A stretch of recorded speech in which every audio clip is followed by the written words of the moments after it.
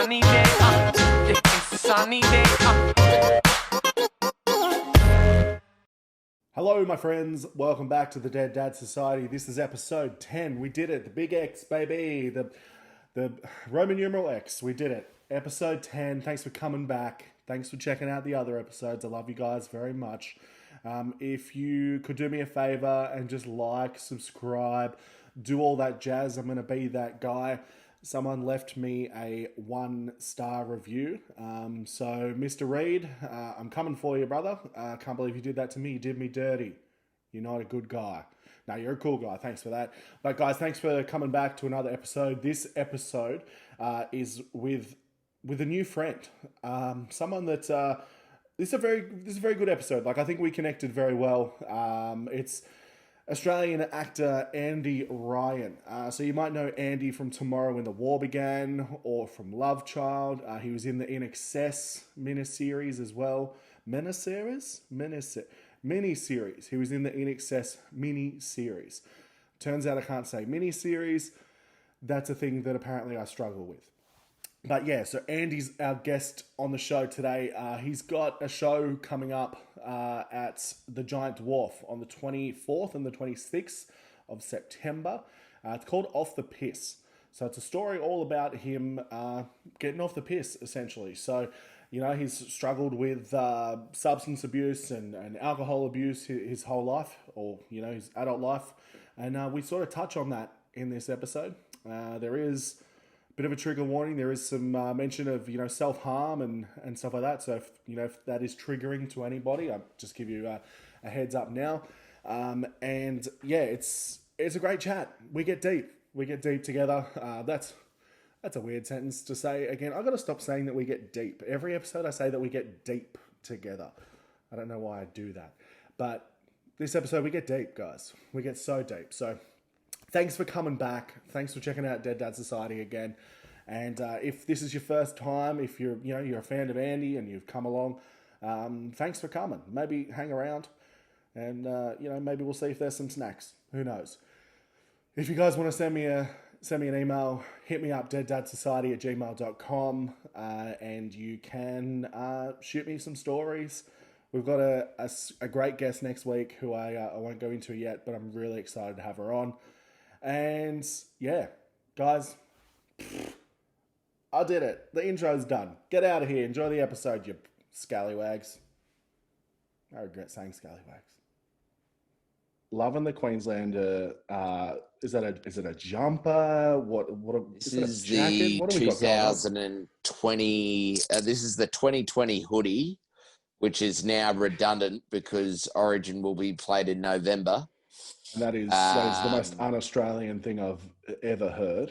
Playing it in November. Disgusting. There you go. I'm a diehard Blues fan. Sharkies man, aren't you? Sharkies as well. Yep. Thank you. Yeah, thank you for saw that, unfortunately. Thank you for doing the research. Yeah, look, man, 2016 was a good year for us, but apart from that, it's been slim pickings, my friend. But yeah, you're floating around. You're floating around the middle of the road there. But yeah, Origin, who knows this year? I don't even know if it'll. I mean, will it still have the same sort of vigor and hype that it has every other year? I don't know. I'm looking forward to the. We're going to get a whole season where there's no rounds that are interrupted by Origin players being out. Like that's probably the one positive, I guess, of this whole thing. But yeah, dude, I'm excited. Speaking of the clusterfuck that is 2020, how's 2020? How's 2020 treating Andy Ryan? It's all right, man. I mean. Well, actually, no, it's fucking shit. Are we allowed to curse? Are we allowed to curse on this shit? Yeah. Absolutely. On this shit. Yeah. Sorry, man. Yeah, I mean, I reckon in February, there were 2 weeks in February where I got emails and calls where about 80 grand. And, like, I don't expect any motherfucker to cry for me, right? But about 80 grand worth of work got cancelled. And I was like, yeah, cool. Oh, can you disclose? Was it like TV shows, commercials, like movies? Oh, like it was there was one TV thing that got panned. And then there was this I do this theatre sports sort of stuff for schools and football teams and different sporting codes around mental health, mental well-being, respect for women, drugs and alcohol. We have schools, different codes, and I think it was about we were going to go to fucking Japan for the Olympics.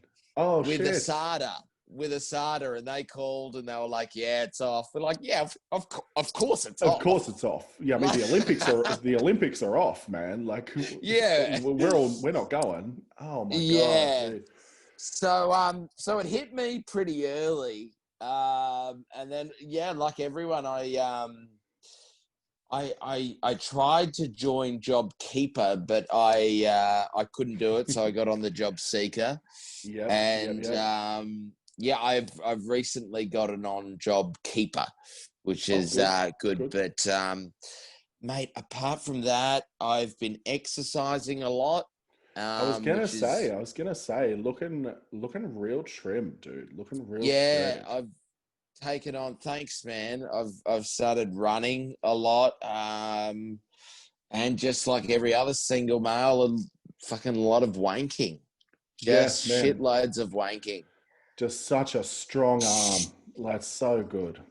How good, man. I was going to say, like as comics, like we lost a ton of work as well. Like I know, for myself, like having Sydney and Melbourne Comedy Festival cancelled this year was like, well, there's a bit of a hit. Some friends are so much worse off than me. Like, I'm seeing friends that are posting being like, well, that's a 60 grand festival down the toilet that I don't have this year. And you're just like, oh, 2020, fuck, how good is 2020? So shit, man. And like, I always, when I got out of uni, like I was a bit, I was almost, probably too judgmental with people who just got on the dole. And, like I went and worked in a pub or I'd dig a ditch or something like that. And whilst not getting, or a lot of actors, we do this thing called Cellar Force. We sold wine over the phone. That's what actors did.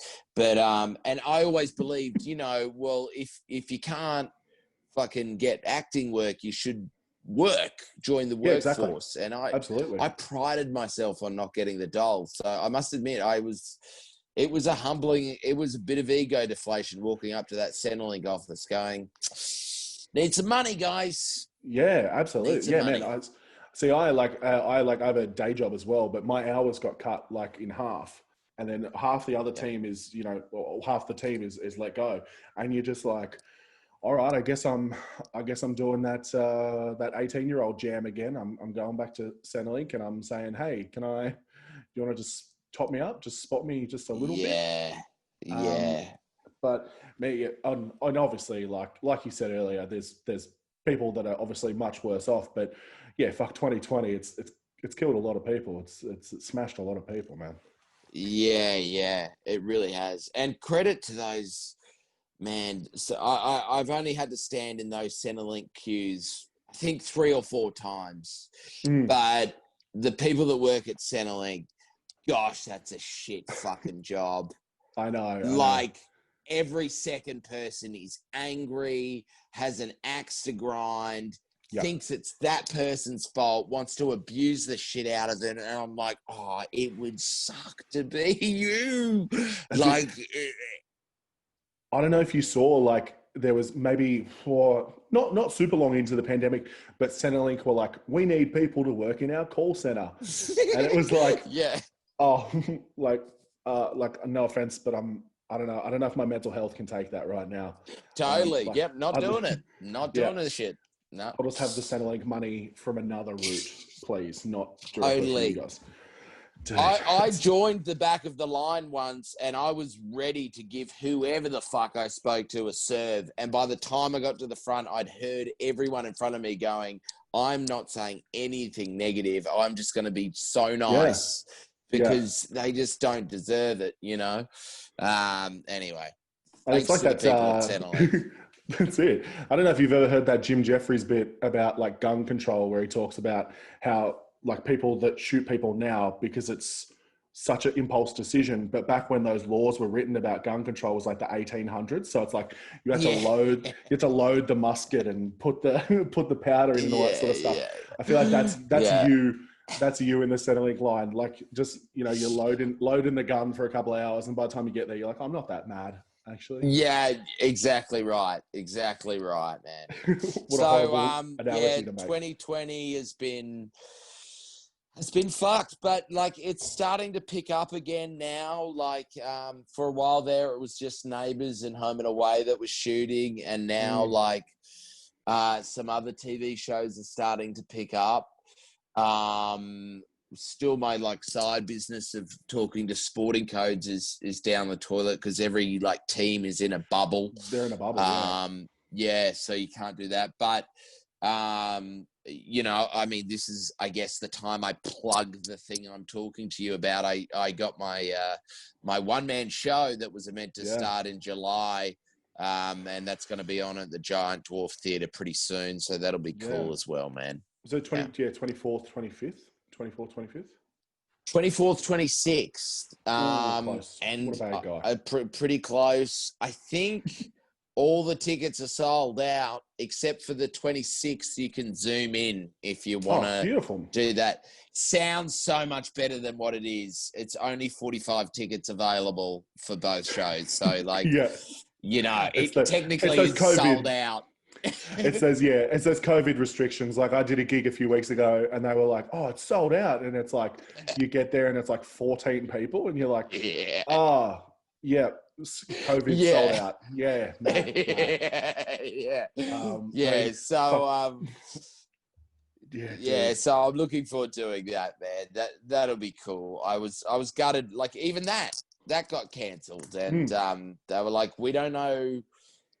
Because I was meant to do that at the Brisbane Powerhouse in July, and they were like, "We're gonna have to can the show." I'm like, "You mean postpone, right?" And they're like, "Nope, no, we're cancelling it." And I was like, "Well, what about when the theatre opens?" And they're like, "You know, when the theatre opens, we're putting on fucking Matt O'Kine and Dave Hughes and motherfuckers that'll sell the shit out. We're not putting on your bohemian indie fucking one-man bullshit. Like, do you know what I mean? We're putting on, we want to make some cash when the theatre's open again."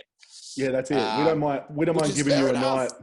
We don't mind giving you a night when we've got, you know, X people doing Friday, Saturday, Sunday. We'll chuck you a Tuesday, Andy, but like, totally. Come on, but we're not giving you a Friday. Will Anderson's in town, you fucking idiot. So good. Man. Yeah. So tell me a little bit about the show. Like, obviously, go as deep as or as not deep as you want to. You obviously don't want to ruin it, but the show off the piss. Some good quotes on the poster. Some memorable quotes.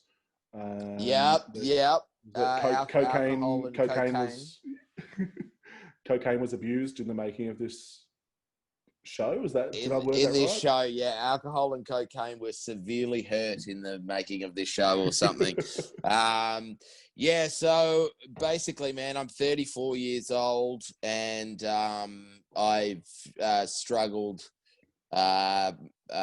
most of my adult life with drug and alcohol addiction. And this is basically my story of getting off the piss, really, which you know, I took once. This is my second bite of the cherry, if you will. I tried to get sober in my mid-20s, and I did okay at that. And then I picked up again, and it got much worse. And then this is my sort of journey, which did end me up in rehab. I'd never been to rehab before, and so yeah, man, this is my story, which is quite funny, but it is also quite dark. I mean, For anyone out there who's struggling with addiction or has sort of overcome addiction, you realize you have to hit rock bottom. And I do talk about my rock bottom in the show, and it's pretty grim. Like, I'm not going to lie, for a comedy one-man show, it ain't that fucking funny, you know. It gets pretty dark. It does get pretty dark, but I can safely say that, you know, I'm still here. I'm sober. I'm 18 months sober today. And today, congrats, man. Congrats. Yeah. Thanks, dude. It's so I don't know. It was hard to pitch the show because I didn't want to pitch it as a theater show because there's not much acting in it, and I didn't want to pitch it as a stand-up comedy show because I didn't want to be offensive to stand-up comics either. Like, I'm not going out there going, hey, fucking Obama and fucking bang, bang, Scotty bang. Morrison, fucking, you know. So it's just a one-man sort of story, I guess, with funny parts and depressing parts. I love it. So that's my show in a nutshell.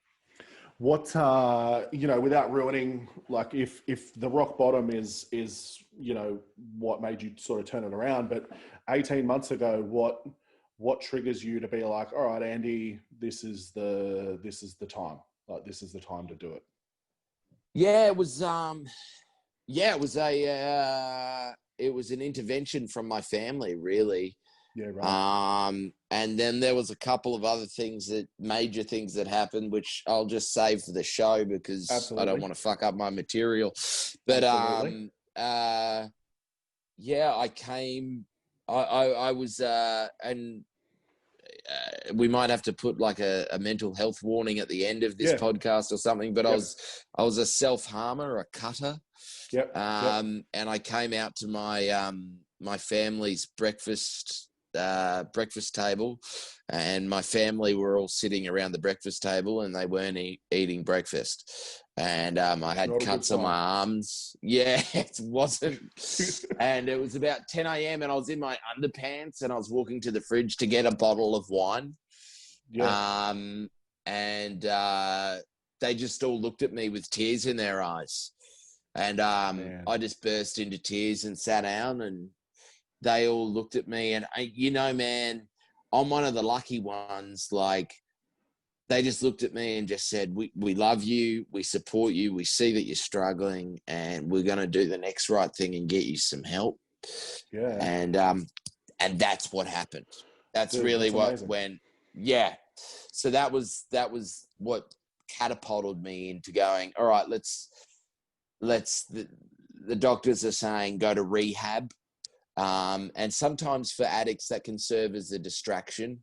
And as long as you go into rehab with the right mindset, which is this 3 weeks is going to kickstart my recovery. It's not going to solve my addiction. It's not going to cure me. It's going to kickstart the rest of my recovery. And I really went into rehab with that mindset. And the rest is in the show, I guess. Yeah, dude. Yeah, I don't want to take away too much material from the show, but man, that's I'm gonna have to zoom in. I've missed out on the 45 tickets. What have I done? I've messed up. What have you done? I need the closure. I need the closure on what happened. I'm gonna have to zoom in on this, man. But I think part of like, you know, you're opening up there pretty, you know, candidly, or whatever the word, not candidly, whatever, I don't know. But you're opening up there, and I feel like this is kind of what made me want to start this podcast. Like, because I lost my dad in 2017, and then I kind of found myself always just sitting on it, like not really talking about it super openly. And then I heard another podcast with another comic where he was talking about losing his dad, and I was like, oh man, if only there was like some sort of club where people could get together and just, like, if you have a dead dad or you've lost your mum, or, you know, it could be grandpa or anyone, it could just be just a chat. But I find that, like, you know, you're talking about a very serious topic there, but still at some point resorting back to humor. And I feel like that's going to be like just a quintessential part of your show. Like, it's dark, it's super, like, it's kind of like, I guess, almost a bit Hannah Gadsby ish. It's like a super dark material, but then the humor is always there. Do you think that's like Yeah, a that's family fair, thing? man. Like, do you think that comes Yeah, from like the way you grew up, or I don't know, dude. I don't know. I'm the only really artistic one in my family. I just know the way I'm wired, and it sounds like you're the same. Without humor, there's no hope. yeah, You know, like you got to be able to laugh. yeah, Like,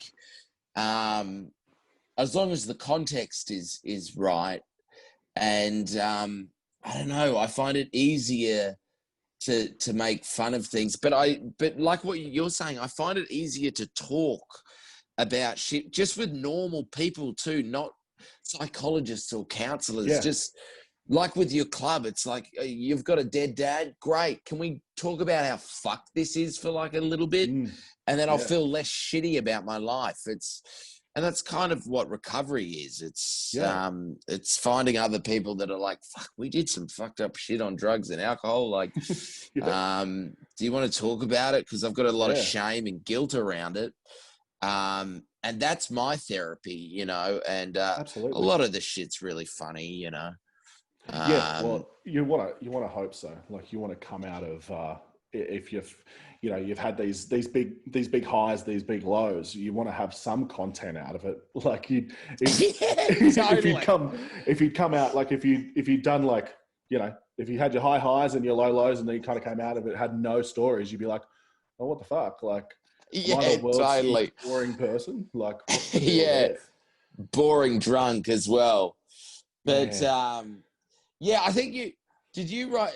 You said you saw me in Tomorrow When the War Began, right? Yes, yeah. So, and like I mentioned to you as well, my wife was a big Love Child fan. Big Love So, Child fan. In big with the Love Child wife. fan, in with the wife, two in with the wife, if I'm being honest.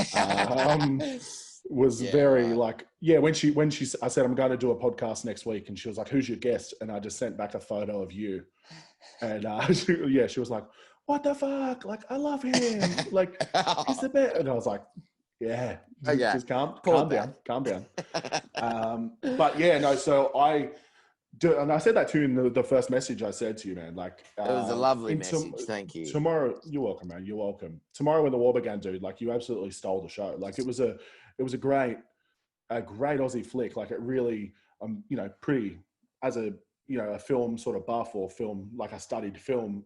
I was kind of sad that they didn't continue. Like, I thought we were onto something good with some good Aussie flicks there. Yeah, yeah. So was us. So was my bank account. They it just didn't make enough money. The Yeah, budget was 32 million. I think it made 23 million at the box yeah, office. And I think with an Australian budget, you get 40% of that back if it's made in Australia. And it just wasn't worth Paramount's Pictures yeah, effort to remake it again. But like, for example, like this isn't in the show, but like I got fired from that job. Oh, for real? So yeah, so like the first week, I got the job and I was like, holy shit! And at the time, it was a 3-picture deal with Paramount, and I was selling wine at this company, telemarketing. Yeah, And I was like, fuck you guys, I've yeah, made it. yeah. Yeah, totally. Oh, Yeah. And so the first week of rehearsal, there was like $6,000 in my bank account. I was like, that's the most money I've ever seen in my life. ever. Yeah. And we had 1 week left of rehearsal. And I remember it was a Thursday, and the Friday they had organized like a big cast day where we climbed the harbour bridge and we went go-karting and paintballing, and we got to know the Yeah. cast. And It was a bonding session. It was an origin bonding session. an origin bonding camp. And so that night I took a mate out to the Cross. And this is like 11 years ago now. So the Cross was So still the cross was kind the of cross. The cross. Cross was the fucking Cross. And I remember 6 a.m. being in a strip club, serving Jack Daniels behind the bar to people. I don't know how that happened, but like, I don't know. I was serving people behind the bar. I remember that at 6 a.m. and my call time was 8 a.m. on the Friday. Oh. And so I looked at my clock and I went, oh, fuck, I better go home. And so I woke up at midday with half the production office and 2 ambulance officers in my bedroom. Oh, and shit. I tried to knock one of the ambulance officers out, and they said, calm down. And they're like, what's happened? And I'm like, nothing. I've just slept in. And on the floor were like all these stripper dollar bills that you buy, like the currency. So that was all. And then there were some baggies on the floor as well. And they're like, okay, man, like you've just slept in. And so the production office went, just sleep it off. And so I went into panic and anxiety, and I called my agent. They said, you've just been fired from the job. You should come in later on this afternoon once you've sobered up. And I was like, holy shit, like that was the longest. I had to catch the train into the agency. I remember looking at the ATM and I'd spent like $4 or $5 grand that night. Oh, Jesus. Yeah, I was calling all my friends, like crying, going, you know, the 3-picture deal that I just quit my telemarketing job over, like I've lost it. I fucked up. Shit. And do you need any wine while I've got you? Do you need any wine? If I can go back with some contacts, they might give me the job back.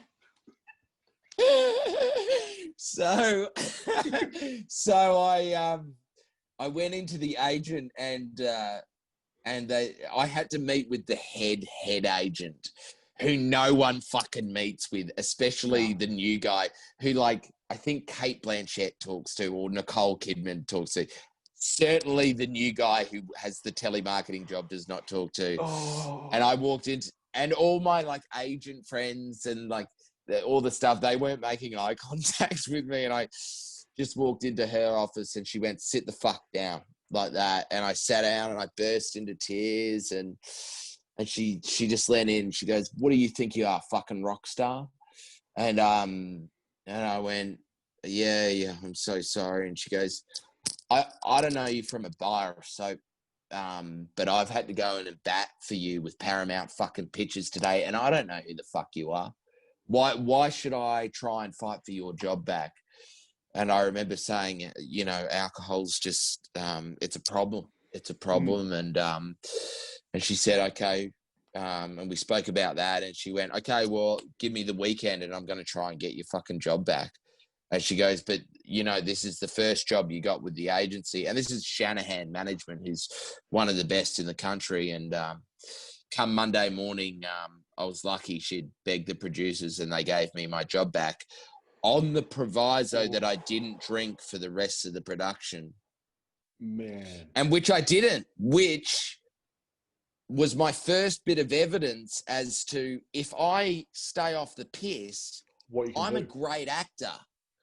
Like, I can give a good performance. Like, I gave an amazing performance in that film, but the moment the film finished, I got back on the piss. Was that when you mentioned before that you got sober in your mid-20s, was that time? Is that when you were talking about it, or is there another? No, it had to get much worse even after that. But that was the first time ever that it had affected my career, and I had gone, and that I'd almost lost a job, and that had never happened before, and that was really scary. And Absolutely. When you have to sign a contract with a no drinking clause in it, it like shit gets real. Like, and you sort of scratch your head and you go, fuck, how did life get here? You know? Yeah, that's a normally, like, signing big contracts regardless, that's a cause for a drink. Like that's a cause for a celebration. Let Exactly alone right. little thing in there saying like, but you can't. Like it's actually Yeah. crucial that you don't. Oh man, that Yeah, is, yeah. dude. So that's not even part of the show, and that's like, That's not part of the show. Yeah. So the show, yeah, there's already a lot of friends reaching out to me going, "Hey man, just checking in, like, that sort of 3 night bender we had, like that's not in the show, is it? Or anything?" I'm like, oh, no, that's like I've left everyone's names out. But yeah, the Tomorrow When the War Began experience is is the first time I ever sort of remember going, I can't drink like the other kids.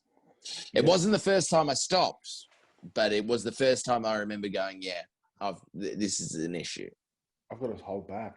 See, we, like I said, that I studied film. Like I studied film. I went to like a Hunter art school up in Newcastle, and the Tomorrow When the War Began. Like I was in. I think it was 2013 and 2014. So it was a few years after Tomorrow When the War Began. Right. Like it was almost like a what's the word I'm looking for? Like because it was kind of shot out that way, like It almost like was. Maitlandy way or something like that. I can't Yeah. remember exactly, but I remember them being like our teachers being like, "That's a huge production, and it's right there. Like it's so close to you guys." And then I feel like I overanalyzed every bit of it. Like I remember going back and watching like a featurette on the like tractor scene where the guys were like hiding in the tractor and and like Yeah, and then right. coming into class and being like, so this is how they did it, guys, this is what they've done. And it's like, calm down, mate. Like you like this movie too much for a Oh, full grown adult. You like it way too yeah, much. it's But very sweet of you.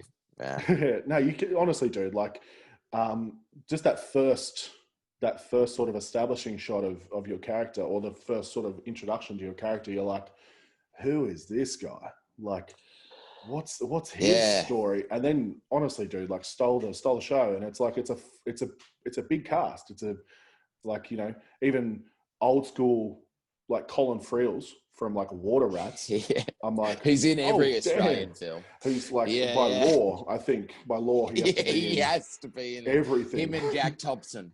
Yeah, like that's Yeah, in his yeah. contract. It's like yours is don't drink and his is I'm in every movie ever. Like just so you guys Yeah. know. Yeah.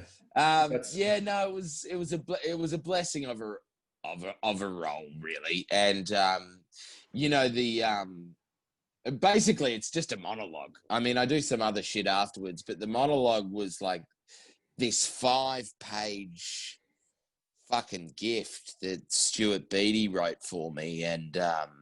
just having a meltdown, And essentially. yeah. And I remember on the day we shot it, he goes, "You ready for your big thing?" And that's kind of all I'd been up there sort of learning. And I yeah, I am. And we did 2 takes of it. And he came up to me and he said, "Man, you nailed it. You said every word, every comma, every full stop, every exclamation mark that I wrote down. There is not one fucking thing that you skipped. Congratulations." And I went, "Dude, that's all I could do as a performer is honor your writing." He goes, Yeah. "We're going to do another take now. And I want you to forget everything I fucking wrote and just make your own shit up." Oh shit. And I went, "I can't do that." And he's like, "Use what I wrote as a skeleton Just and go just with it. fucking go for it." And I went, fuck, okay. And that's the take they went with. Oh shit. So Yeah.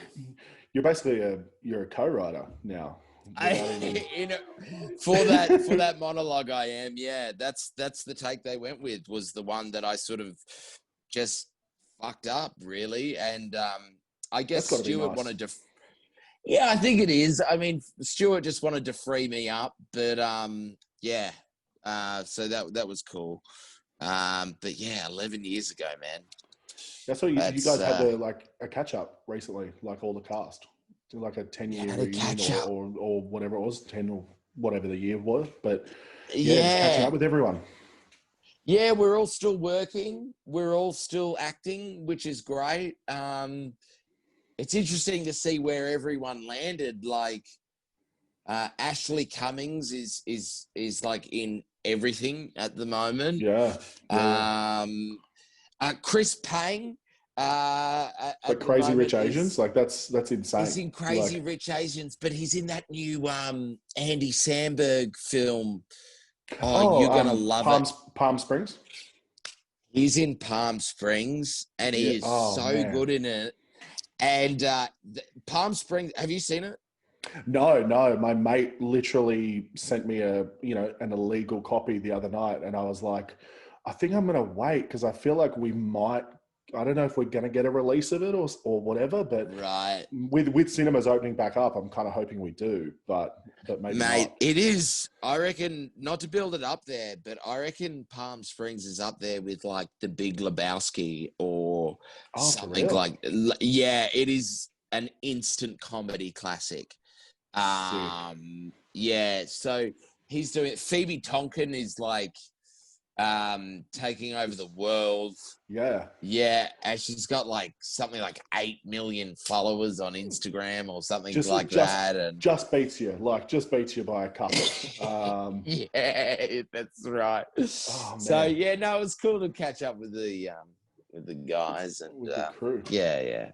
How's obviously being a diehard Queensland fan? How's the like? Did you just nerd out like being with like Lincoln Lewis and like did you get to meet Wally? Like what's the deal? You would just like you obviously meet a lot of people in the line of work you do, but I still find myself like I nerd out with people all the time still, and I just still have to. Who do you nerd out with? I'm trying to think of like I did some ads the other day with Bo Ryan, and like obviously being right where you're in bed with him. Yeah, man. Thank you. That was just a personal. That was a video I should have put up. Right, but what was the ad that you did with it? It was just a coffee commercial. Yeah, but no. So like I literally when he like before he got there on set, I was like, one of my mates was like, "You're a big Sharks fan, hey?" And I was like, "Yeah." And he's like, "Are you like going to nerd out with Bo Ryan?" And I was like, "I've got to not. I really have to not." And then he got there, and I was so just like, "Oh, g'day, how are you, mate?" It's so silly. It's so silly, man. Like, through my work, I've been like, I got invited through Sophia Forrest, who was on Love Child. I got who's friends with Russell Crowe. We got invited to go out to watch the Rabbitohs versus the Titans. Mm-hmm. And Sophia's friends with Russell Crowe, and she said, "Oh, did you want to come out with Russ?" And I was like, "Yes, sweet. That'd be great." And I said to Sophia, "We'll catch the train out the Homebush," and she said, No. Russ takes the boat." And I'm like, "The ferry? Cool, we'll get the ferry." And she's like, No. Russ has his own boat that we fucking take out to Homebush. And I was like, we got, yeah. So but like meeting Russell Crowe, fucking easy. Like, I was like, it's Russ. Like, and he was lovely. He was sweet. He was nice. We spoke about the Rabbitohs. You put me in front of Jonathan Thurston or Kalen Ponga, I fucking freeze up. And also, I say the most stupidest shit where in my head I go, "Oh, shut the fuck up." Yeah, do you know what I mean? Yeah. Jonathan Thurston actually came up to me one time in the Virgin Lounge and was like, "Hey man, how are you?" Because I knew him from my theatre sports work. Yeah. And I was like, I just froze. And I speak gibberish as well. Like, I don't even make sense. When I was talking to Jonathan, a fan came up to him and asked for a photo, and he obliged. And then when the fan walked off, I like tried to be really cool, like, "Well, bloody hell, huh? Must get annoying, man." Yeah, and like I was like, "Oh, you idiot! Like, why did you even comment on that?" Yeah. Man. I feel like I definitely do that. I'm trying to think of an example, but it's just that it's like your tongue is in control of just something you would literally never fucking say ever. Like it could be like your mum or dad, and you're like, I wouldn't even say that to them. Like that's just such a weird fucking thing to say. Let alone like an idol, Totally. and you're like, oh, okay, hello, like, Yeah. oh man, Kalen Ponga, I speak to every now and then over Instagram. Sam Thaiday, I speak to every now and then. But again, I still cannot disconnect from the legendary Yep, status that I've pigeonholed them, especially in things like Origin, yeah, or like yeah, I've never associated so much joy and elation with one man's behavior. for sure, Like, for how can sure. I just get rid of that when I see them? Yeah, actually, that's really funny you say that. I had an audition at Fox Studios the other day, and when I was walking from Fox Studios back to where I parked my car, the Roosters guys were walking from training back to like their hub, and it was like Tedesco, Brett Morris, and I was like, oh, like I couldn't even fucking look at them. Like I had to like be like, oh, like I just then like I'm like Totally. diehard friggin' like blues fan, like the Morris brothers are great value, and it's just Yeah. like I can't even look at them. Like I'm like staring into the sun, like just to avoid like being awkward and Yeah. weird. But um, Yeah. Yeah. with Ponga, like because he is what is he 22 or something like that, 23 maybe. 23, I think. Yeah. But I I have like a realization, and I don't know if you have had this before, but maybe you will have it right now, where I Yeah. go, I'm a 30-something-year-old man, and Yeah. I idolize this guy that is however much younger than me, to the point Yeah. where he like intimidates me, that I just go Yeah. like I turn into a little kid, and it's like I always think about Yeah. like that sort of thing where it's just like that's so insane to literally. Yeah, it is. It is. And it must be so weird being them sometimes too. Yeah, I mean, I don't mean to, I have done other shit, but I remember at the Gold Coast premiere of Tomorrow When the War Began, where Lincoln's family lives, Yeah, at the end of the film, my family, because they're from Queensland, obviously, yeah. I went up to them, gave my mum and my sister a big hug, and I gave my dad a big hug. And I looked at my dad, and my dad looked at me and said, "Hey, I got to sit next to Wally for the film." How good And that is was the that? first thing he said to me after my fucking film. I was like, you didn't want to say, like, good on you, mate, I'm proud of your son, or Nah. anything. The first thing he said was, I got to sit next to King Wally. There you go, dude. That's part of the not that your dad's still with us, right? Yes, he is. Yes, Yeah, cool. yeah. That's still part of the dead dad stuff that the dead dad society stuff we got to work out, right? Is Yeah. that you're like you've got this huge break, and he comes up to you and says, "Oh, I got to sit next to Wally." You're like, "Oh, cool." Yeah. That's gonna be your deathbed stuff, where you're like, "Remember when Dad said that?" Like Yeah, it's gonna stay yeah, with you forever. totally. Do you think Yeah, it really will. sorry man, didn't mean to cut you off. Do you think out of the, like you said, you don't want to harp back on it, but with the Tomorrow with the War Began crew, like the whole cast, not Yeah, their characters. This is something I was thinking of the other day when I was looking at the reunion video, or watching the reunion video. Um, yeah. the people, you guys, the actors, who do Yes. you think is going to handle an attack like that the best? Like if Australia got attacked like it did in the movie, Of the characters or the actors? the actors. So Oh, if tomorrow we get attacked in the exact same style, and for some reason yeah. all you guys were together for some sort of Comic Con Right, panel. right. Yeah, yeah, yeah. Probably Dennis. Yeah, Probably yeah, Dennis. Yeah, Dennis, act Dennis. I think he's like, MMA fighter. Oh, shit. Like, yeah, I would fold. I would buckle. Lincoln's pretty strong. Chris is like, yeah, probably Dennis. I would say Dennis. Okay. Yeah. You could. But like, how valid is Tomorrow and the War Began coming? Like, with more of the news headlines that we read, it's like, fuck.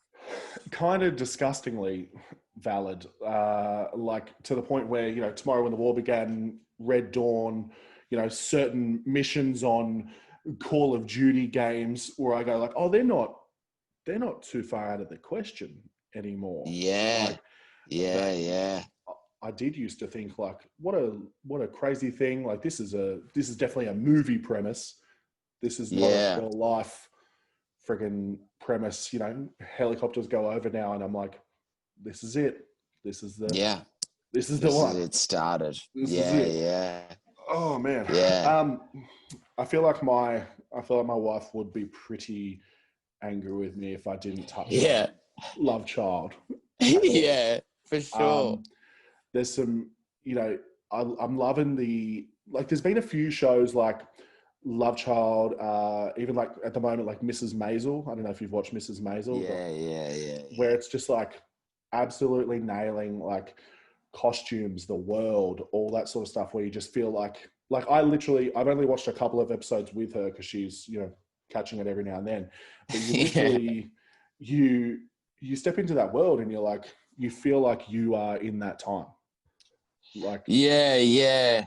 That's cool, man. Yeah, I think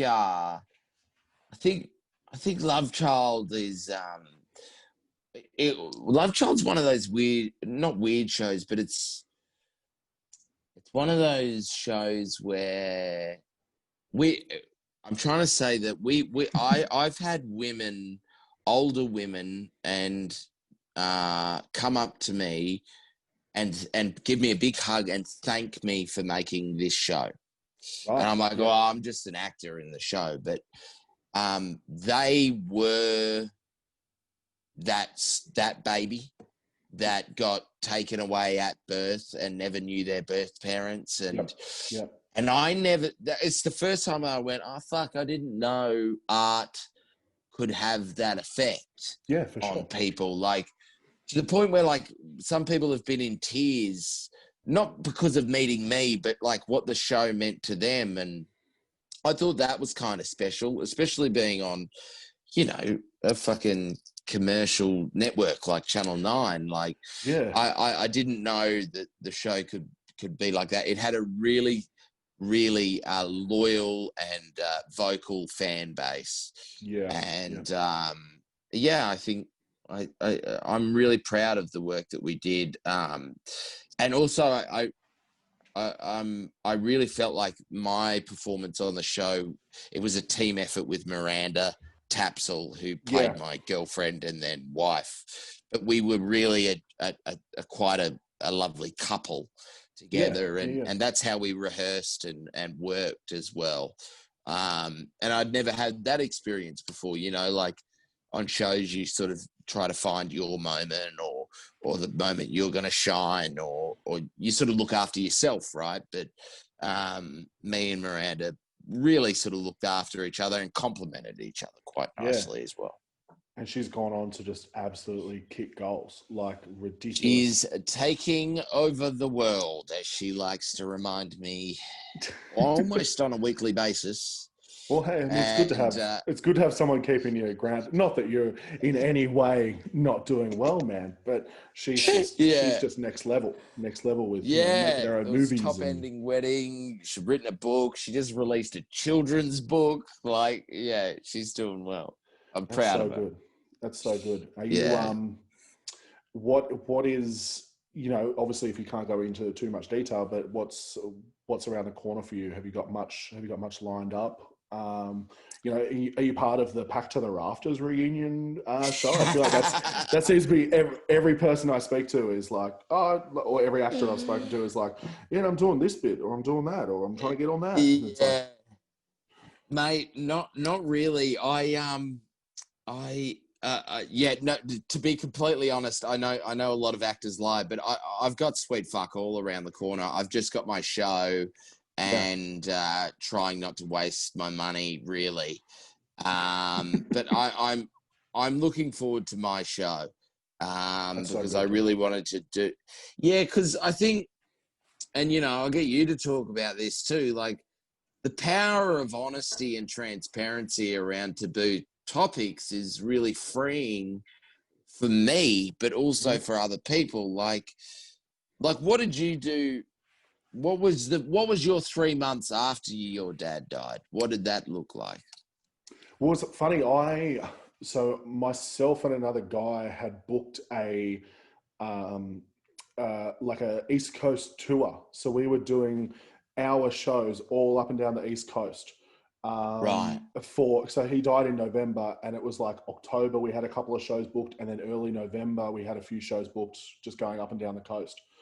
Right. And those couple of months after, like, I did try and kind of go back into normal life. I didn't in any way. Like I remember being like wanting to go and do these shows, and my wife being like, "No, like you're not. You're not going to do And yeah, it was just kind of. There was a few strange sort of moments. Like I remember that, like on the day that he died, my wife, my mum, and I like went and had dinner, just like normal.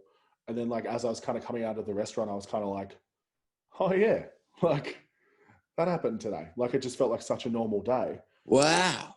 And you're like not that I'm not saying that I forgot it in any way, but like the life goes back into, the life goes back into absolute normalcy, and then kind of like, oh fuck, that's right. But yeah, I didn't really like I post about him a lot, or I used to post about him a lot, and I didn't really talk too much in depth, but I did have a few jokes or stories in a Sydney Comedy Fest show a couple of years ago. Like, so I think, he died 2017. It must have been my 2018 show, I think.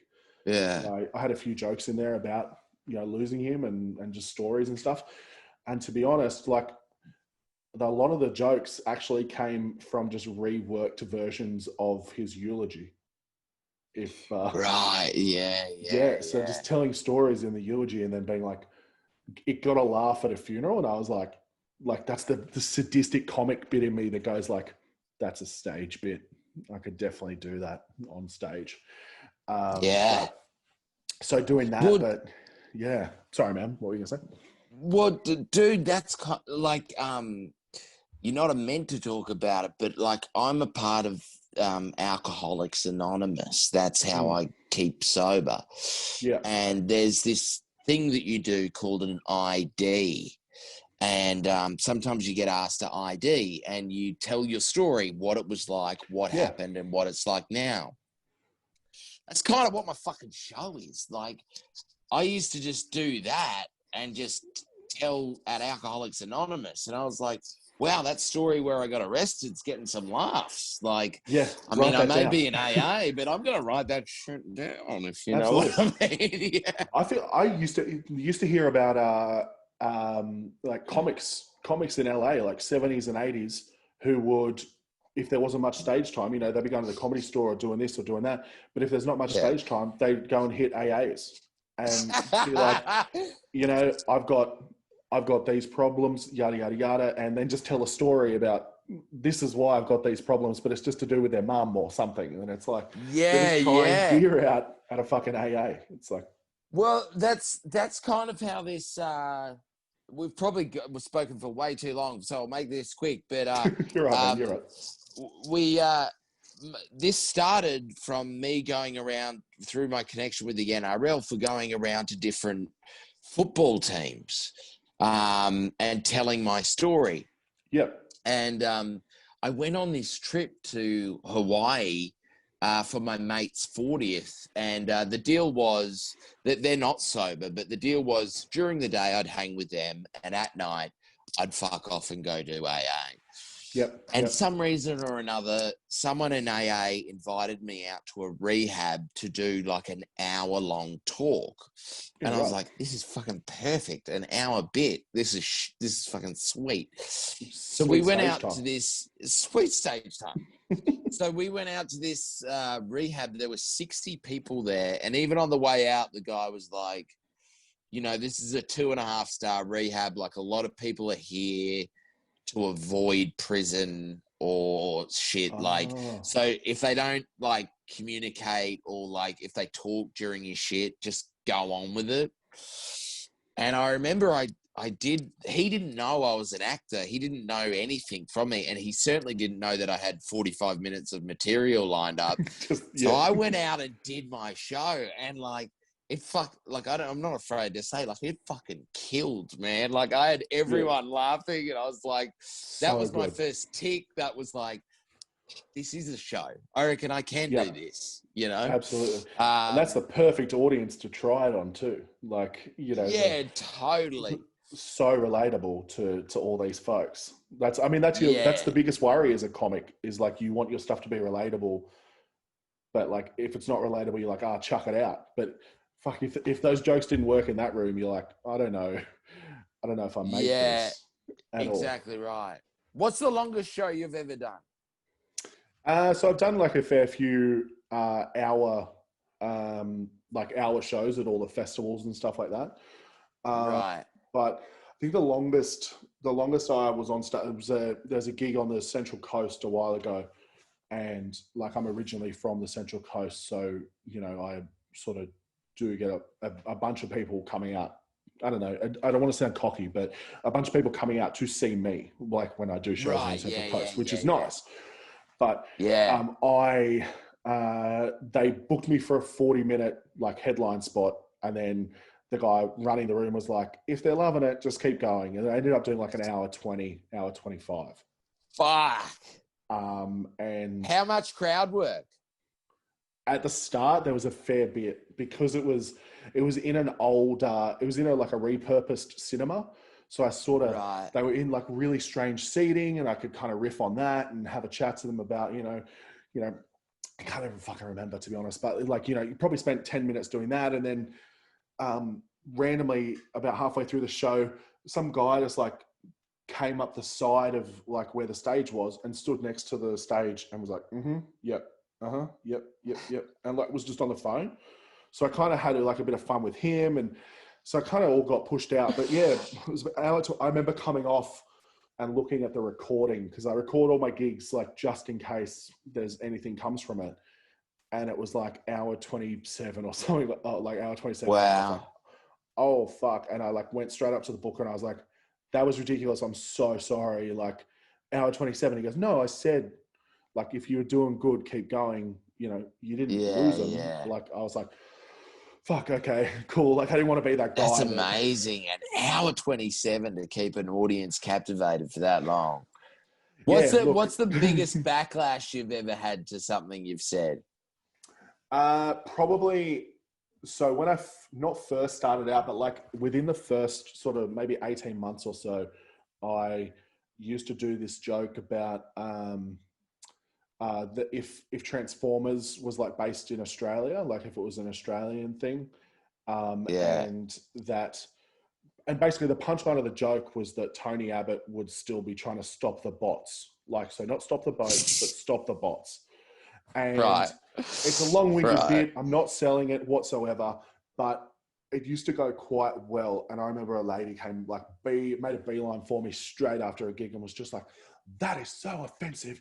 You are like diminishing the stop the boats, like what it stands for. And I was like, no, actually, like, I'm actually kind of making it absurd and saying like how dumb it is. Like I'm like, the fact that, like, to people realistically, like, for 2 seconds they can imagine that Tony Abbott says stop the bots about a bunch of Transformers that are Australian is making it. But yeah, she fully ripped into me, and like it was kind of, I don't know, it's kind of annoying, but by the end of it, it was just that kind of like, well, agree to disagree. And she's like, well, no, you need to listen to my point. And I'm like, I hear your point, lady. Like, I 100% hear your point. It's just, You I just feel need like to fuck off. Yeah, I'm the one that wrote it. I know where the malice is, and the exactly. fact that there isn't any. Like, Yeah, if I was going up there and being like, "Hey, Tony Abbott's, saying stop the boats," and I agree with him, and then I just talk about that for 10 yeah, minutes. Yeah, fuck, come and rip into me. But I've obviously made a yeah. stupid comment about. But Because you have that bit at the moment about, well, it's not at the moment, but like at the moment, if you did it about the Victorian number plates, yeah, and that's so like that's pretty topical at the moment. dude, I was genuinely so worried about that because like I at I wanted to like create a bit of tension in the room. I wanted people to be like, why is he talking about this? Like, why is this white guy talking about Mate, Black to go Lives Matter? from 92 LA riots to fucking via Black Lives Matter to fuck off Victoria was genius, number one. Thanks, man. And second of all, I was like, wow, I'd really love to see how that went down, like right now. Yeah. So that like the video that I put up, that was from the first, what month are we in? September. That was from the first week of August. Okay. So, yeah, right. It was like, as I was, I said it to my mate off stage before I went on, and I was like, is this going to blow? Like, is this going to be bad? And he goes, it all depends on how you sell it, because you just need to make it, you need to make it known that you don't you need to make it known that you agree with like everything that's happening, but then you need to make it absurd. I think the clever part was because when you were talking about it, the clever part was when you first talking about it, it sounded like white people were in the LA thing. White people were pulling black people out of the cars and beating the shit out of them. But you flipped that, and I was like, "Oh wow, okay, where the fuck is this going?"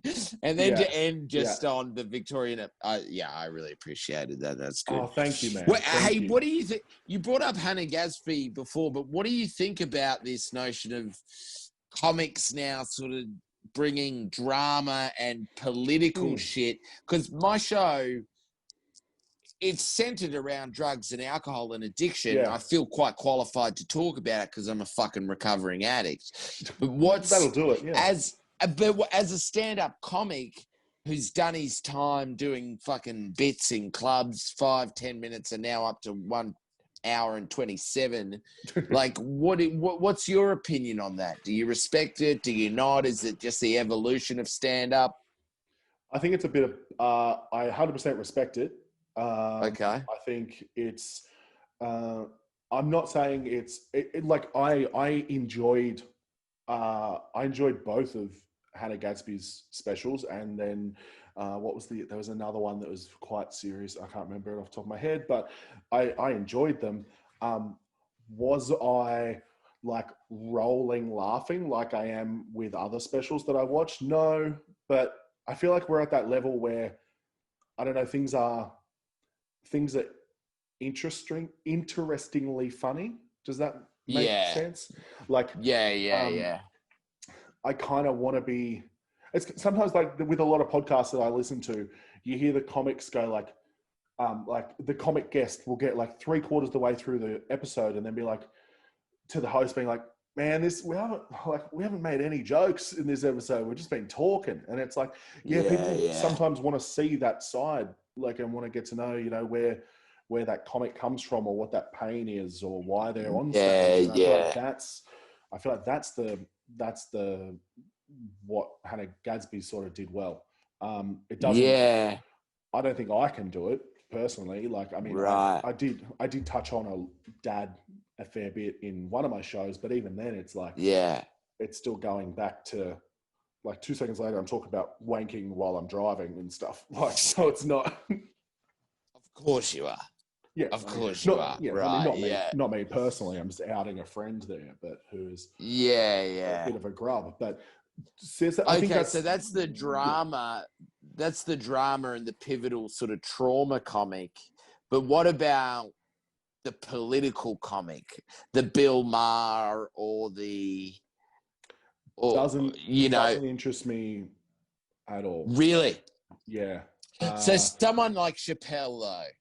Chappelle, yes.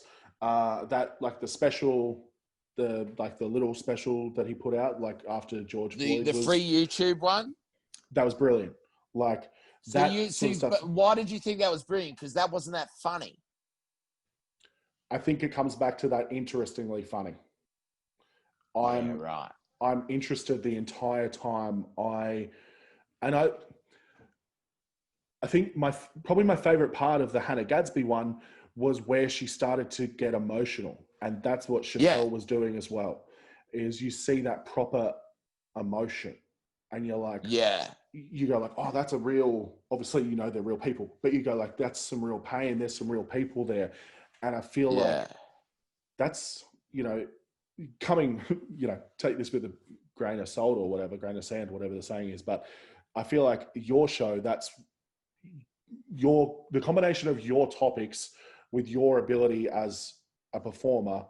I think that's going to be gold. Do you know what I mean? Like, thanks, man. I hope it is, because it does. Yeah, there's a lot of drama and emotion in it, obviously, but it's always interesting to see what comics think about it. Like Chappelle's like the king of king, right? Yeah, like he's the best comedian in the world, obviously. But like I agree with you that YouTube stand-up that he did was fascinating, but it wasn't that funny. Whereas when he can come out in this day and age and do some jokes about Michael Jackson's victims, and how they shouldn't complain because they got touched by the king of pop, and somehow still make that funny and not get cancelled, shows a fucking amazing comic. That's it. I feel like he's the kind of like he has that mentality. Like even going back to when he just walked away from Chappelle's show, walked away from season 3 of Chappelle's show and was like, don't need it. Like, so he's got that power, walk away from Chappelle's show. Even if he does material, like I know a few people that weren't too happy with some of the material in the special before the George Floyd one. But it was still like, they don't give a fuck if, like, he doesn't give a fuck if he's getting, hate or attempted cancelled. No, it's not going to stick to someone like that. Yeah. But it just dropped out a little bit there. Did you notice that? No, I saw you come back. You kind of looked a bit like Joaquin Phoenix, the Joker, as you came back there. It's strangely, but I've lost. Have I lost you again? Have I got you? No, I'm back. Sick. Oh man, how good Zoom! I love Zoom. But yeah, man. Actually, I just noticed we have been talking for quite some time. Too long. We should not at all. Not at all. But man, I could talk to you. I could talk to you all day. Like you're super fucking interesting, man. And I wish I could come along to that show. Maybe I'll have to zoom in. And thanks, man. I'll hook you up with some codes because I'll love to see what you think of it. So thanks for having me on your podcast. And no worries, man. All the best with it. Thank you very much, man. 25th, 26th September. Absolutely Giant not. Dwarf. 24th. 24th. Don't say 25th. 24th and the 26th. I know comics say like it's sold out to sell more tickets, but I'm pretty sure it's sold out. There's like one or two left. It's COVID sold out, as we said, but the 26th little asterisk. COVID sold out, 45 seats, but the 26th you can zoom into. Amazing. Andy Ryan, hopefully we get to chat again, man. Please send me some codes. I love to watch the show. I want to hear more stories. Thanks for sharing the firing on the Tomorrow When the War Began story. That was no worries. Brilliant. I've never shared that publicly, so there you go. Exclusive. DDS exclusive. Yeah. How good's that? I look forward to the call from the agent tomorrow abusing the shit out of me, so that'll be good. Oh, no. Andy Ryan, thank you so much, man. Have a great time of the show, dude. Lots of love. Cheers, man.